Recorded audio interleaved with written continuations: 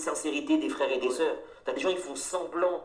La communauté afro, pour eux, c'est un marchepied pour se donner de l'importance, mais ils en ont rien à faire. Ouais, ça c'est vrai. Il y en a, ils font semblant, mais quand t'es dans les coulisses, t'es dégoûté du nombre de frères et des sœurs qui font semblant. Eux, en fait, ce qu'ils veulent, c'est juste exister. C'est pas le bien-être des frères et des sœurs qui sont derrière, qui sont dans l'anonymat, pour les aider. C'est pas ça leur objectif. Leur objectif, c'est eux, leur poche. Blaf, bonjour, Africains, Africaines, Afrodescendants, Afrodescendantes, je vous salue.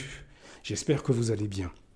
Alors, comment économiquement les Afrodescendants que je vous décris dans tous ces audios, comment ils cassent économiquement leurs semblables?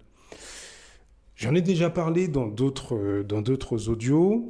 Nous avons une catégorie de Noirs, qu'ils soient dans tous les, ils sont dans tous les pays d'Europe. Hein. Ils sont également en France, bien évidemment, mais aussi aux États-Unis, en Angleterre. Enfin, je veux dire, c'est une catégorie d'afrodescendants qui existe dans toute la diaspora, et y compris dans nos pays d'origine.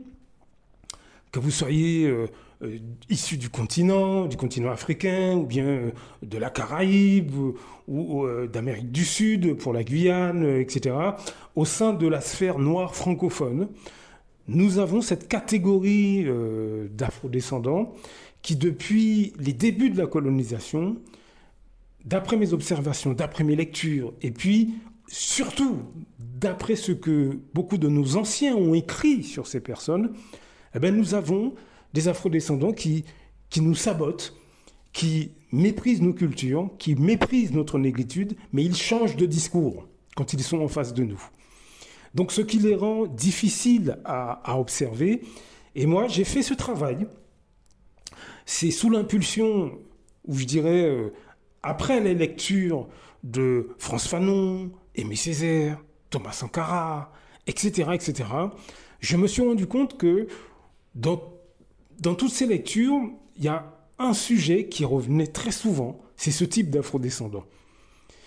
Et l'un des travaux les plus aboutis que j'ai pu lire, c'est celui de Frantz Fanon, Peau noire et masque blanc. Et j'ai commencé, il y a des années, à faire pas mal de recherches sur ce type de personnes, mais moi, n'étant pas ni psychologue, ni sociologue, ni quoi que ce soit, je me suis basé sur l'observation. Et effectivement, je me suis rendu compte que jusqu'en 2024, et ça c'est, comme je l'ai dit, depuis les débuts de la colonisation, nous avons une catégorie d'afrodescendants qui sont négrophobes, dédaigneux, piétinent complètement l'africanité ou la négritude, mais la difficulté, c'est qu'ils changent de discours quand ils sont en face de vous. Ces gens pullulent au sein des masses populaires, mais ils sont aussi dans les sphères politiques, médiatiques, artistiques, journalistiques. Par exemple, l'exemple le plus flagrant, ce sera les présidents africains qui crachent complètement sur l'ensemble de leur population. C'est du mépris, hein, concrètement. Mais vous avez aussi les élus dans les Antilles, c'est pareil. Ils ont du mépris pour la population, un dégoût racial. Mais ils vont pas s'en vanter. Mais dans leurs actes, c'est ce qui ressort. Il n'y a qu'à voir la pauvreté, malheureusement, les difficultés sur le continent. Il n'y a qu'à voir le chômage qu'il y a dans les Antilles, le chlordécone, les cancers, etc. Et à la tête de ces pays, c'est censé être des Africains ou des Afro-Caribéens. Donc je ne mens pas dans ce que je dis. Et vous avez ce type de personnes aussi à la tête d'associations qui sont censées aider les afrodescendants, mais ils ne sont pas super proactifs. Donc, ils font quelques actions comme ça, mais on voit bien que, ils font des actions parce qu'ils ont les subventions pour le faire, mais concrètement, ils ne sont pas extrêmement agressifs pour aider pleinement leurs semblables. Je ne généralise pas, je ne dis pas tout le monde, mais ce qui ressort, c'est ça. Il faut bien que vous compreniez qu'au niveau des masses populaires, vous avez ce type d'afrodescendants, et ces gens sont aussi au sein de vos familles, parmi vos amis. Ce sont des gens qui, économiquement, entre autres, vont vous descendre, vont vous casser. Une des choses que ces gens font pour éviter que les afrodescendants se rassemblent entre eux, c'est la calomnie. Par exemple, au sein de vos familles, parmi vos amis, vous avez sûrement des individus qui passent leur temps à calomnier les autres. Oui, un tel a dit ça, un tel a fait ça, etc., etc. En fait, ce qu'ils font pour casser, pour diviser déjà la cellule familiale, parce que les afrodescendants que je vous décris, qui sont également, je me répète, au sein de vos familles et parmi vos amis, ce qu'ils font, c'est qu'ils divisent la cellule familiale ou la cellule amicale. C'est leur première mission. pour casser l'ensemble de leur communauté, c'est de diviser, de casser complètement la cellule familiale. Mais en faisant mine de rien. Donc qu'est-ce qu'ils font? Ils vont choisir au sein de la famille quelqu'un et ils vont, chez cette personne-là, essayer de repérer ou d'inventer un défaut. Il est arrogant, il est prétentieux, il a fait ci, il a fait ça. Et ils vont marketer ce défaut au sein des autres membres de la famille. En gros, ils vont le calomnier. Vous voyez ce que je veux dire? Parmi les groupes d'amis, c'est pareil. Vous avez un certain nombre de personnes qui sont actuellement au sein de votre groupe d'amis, vous ne le savez même pas, peut-être. Ils vont repérer les défauts chez une personne dans le groupe et ils vont dire à tous les autres, ah ouais, tu as vu, il est comme ci, il est comme ça, etc. De manière à casser et à diviser complètement le groupe d'amis ou la cellule familiale. Et en fait, l'objectif, c'est qu'on ne travaille pas ensemble. Voilà ce que fait ce type d'afrodescendants, qu'ils soient martiniquais, camerounais, guadeloupéens, guyanais, réunionnais, etc., natifs ou d'origine. Hein. Voilà comment pratique ce type d'afrodescendants, et ça, c'est depuis des générations. Lorsque vous montez une entreprise, par exemple, vous essayez d'économiquement d'avancer, vous achetez un appartement, vous achetez une maison, ou dans votre boulot, vous montez en grade, etc. Bref, vous essayez d'évoluer. Que ce soit vous mariez avec quelqu'un et puis vous avez des projets d'acheter une maison, etc., etc. Eh bien, ce type d'afrodescendant, ce qu'il va faire, c'est exactement ce que j'ai expliqué, c'est-à-dire que à partir du moment où vous allez essayer d'évoluer, économiquement parlant, eh bien, il va vous trouver un défaut. Vous ouvrez une entreprise, il va aller dans votre entreprise, il va noter ce qui ne va pas et il va dire à tout le monde au sein de la famille, parmi vos amis, dans votre quartier, etc., qu'il ne faut pas aller chez vous parce qu'il y a ça, ça, ça, ça, ça. Ou bien, il va vous trouver un défaut sur vous. Vos manières, vous êtes devenu arrogant, vous êtes devenu hautain, etc. Alors qu'il n'en est rien. Hein. Mais vous êtes quand même devenu arrogant, vous êtes devenu hautain parce que vous avez évolué dans votre boulot, parce que vous avez monté une entreprise, parce que vous avez... voilà. Et donc, il va faire la publicité de ce côté arrogant que lui vous trouve, lui ou elle vous trouve, alors qu'il n'en est rien. Hein. Mais c'est pas grave. Pour ces personnes, dans leur tête malade, eh ben, ils vont dire à tout le monde, ah, c'est vous qui vous n'êtes pas bien, vous n'êtes pas, oh là là, faut pas aller chez vous, faut pas vous côtoyer, voilà. Voilà ce que fait ce type d'afrodescendant. Encore une fois, quand je dis encore une fois, c'est dans toutes les vidéos dans beaucoup de vidéos, je signale que ces gens sont dans toutes les catégories socio-professionnelles. Hein. Ils peuvent être ouvriers comme ingénieurs. Hein. Ils peuvent même avoir beaucoup plus que vous. Les gens que je vous décris, ils ont peut-être grande maison, belle voiture, ils ont même des appartements qu'ils louent, etc. Mais ils veulent pas que les autres fassent la même chose, parce qu'ils se sentent racialement supérieurs à leurs semblables. Il faut bien que vous compreniez que ce que je vous décris comme comportement, là, ces gens-là dirigent leurs actions, ce type d'action, uniquement vis-à-vis de leurs semblables.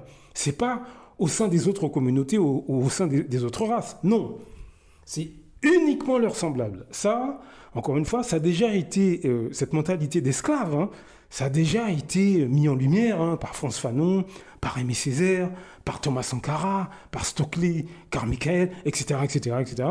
Ce sont des gens déséquilibrés qui ont un mépris racial, un mépris d'eux-mêmes. Ils se détestent. Et encore une fois, allez voir les vidéos d'Aberlinda Lopez. Elle a fait une vidéo sur la chaîne Black Spirit.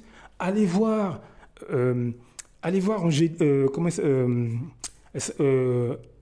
Angélique Dossakenom.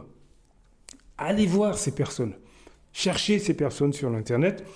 Vous tomberez sur leurs vidéos, notamment une vidéo extrêmement intéressante d'Aberlinda Lopez sur la chaîne Black Spirit. Elle en a fait une ou deux. C'est extrêmement intéressant. Ces gens délabrés dans leur tête, complexés, ils sont en plein dans la psychiatrie, dirigent leur haine raciale, la haine qu'ils ont de leur propre race vis-à-vis des afrodescendants qui, eux, essaient de progresser, entre autres économiquement. C'est-à-dire qu'ils ne vont pas se mettre à vouloir descendre ceux qui ne font rien. Parce que s'ils vous perçoivent à leur niveau ou en dessous d'eux, Parce qu'ils préfèrent que vous soyez vraiment en dessous d'eux, ils préfèrent vous percevoir comme ça, vous ne les dérangez pas. C'est quand vous essayez de progresser dans votre tête. C'est quand vous essayez de économiquement progresser. C'est quand vous essayez de prendre des initiatives pour votre communauté. Par exemple, c'est ça qu'ils ne supportent pas chez leurs semblables. Vous devez être en dessous d'eux et ils s'essuient leurs semelles sur vous et ils sont heureux. C'est ce type d'afrodescendants qui, économiquement, depuis des générations, écrase, descend, casse, sabote complètement toute initiative économique de nos communautés et de nos pays. Parce qu'encore une fois, c'est ce profil-là que les Occidentaux ont repéré depuis des générations, dès le début de la colonisation, et ils ont aidé ces personnes à faire des coups d'État, ils ont trafiqué les élections, etc., avec l'aide, évidemment, d'autres personnes comme eux, et ils ont réussi à faire prendre le pouvoir à ces personnes. C'est pour ça que l'Afrique est dans cet état, c'est pour ça que les Antilles, la Caraïbe, Martinique, Guadeloupe, etc., ont toutes les difficultés que vous pouvez vérifier vous-même sur l'Internet. Est-ce que vous comprenez? Parce que c'est ce type de personnes-là que les peuples du monde, ceux qui veulent finalement casser l'Afrique, exploiter l'Afrique ou exploiter le monde noir de manière générale, c'est ce type de personnes-là qu'ils choisissent, si vous voulez. Ils s'associent avec eux. Et ça, c'est sur toute l'échelle sociale. Dans votre quotidien, je vous assure que en France, mais dans tous les pays d'Europe, on va beaucoup plus apprécier un Martiniquais natif d'origine, un Camerounais natif d'origine, un Ivoirien natif d'origine, un Guadeloupéen, un Réunionnais, etc., qui méprise, dénigre ses semblables. Je vous assure que les collègues vont l'aimer, la belle famille étrangère vont l'aimer. Bref, c'est ce type de personnes au quotidien qu'en France, comme dans tous les pays, on préfère. On préfère celui qui crache, qui descend, casse, calomnie ses semblables, et surtout économiquement qu'il est décent. C'est-à-dire que même quand vous avez ouvert votre magasin, votre entreprise, l'afrodescendant que je vous décris, homme ou femme, va inciter les autres à ne pas venir chez vous. Mais les afrodescendants en particulier, s'il connaît les membres de votre famille, il va les inciter à ne pas venir chez vous. S'il connaît vos amis, il va les inciter à ne pas venir chez vous. D'ailleurs, même s'il ne les connaît pas, il va monter le quartier contre vous. Il va monter une partie de la ville contre vous. Bref, voilà le type de Martiniquais, Guadeloupéen, Guyanais, Congolais, Togolais, Camerounais, ce que vous voulez, Réunionnais, Guyanais, etc., que nous avons parmi nous. Natifs d'origine, natifs d'origine. Donc, c'est une maladie mentale, comme je l'ai expliqué dans cet audio.